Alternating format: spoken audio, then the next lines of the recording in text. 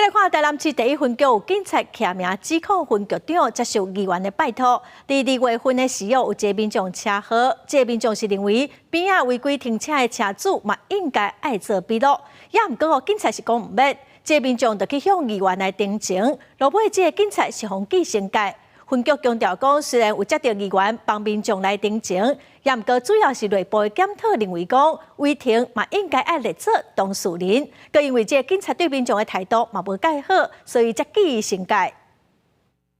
这边是什么？红线。这边是什么？路边变线。如果没有所有的车都可以随意停在这里，那我要红线干嘛？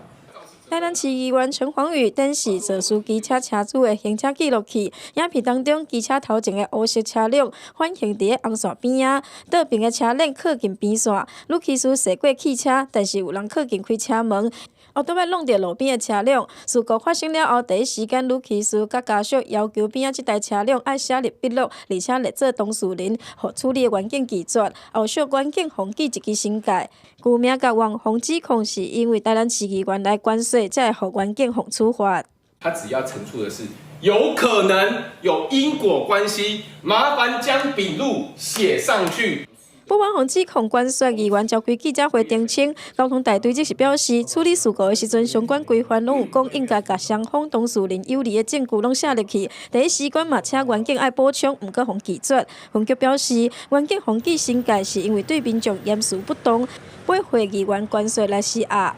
他拒绝把列入当事人的部分，然后另外在做第二次笔录的时候，因为延迟不当，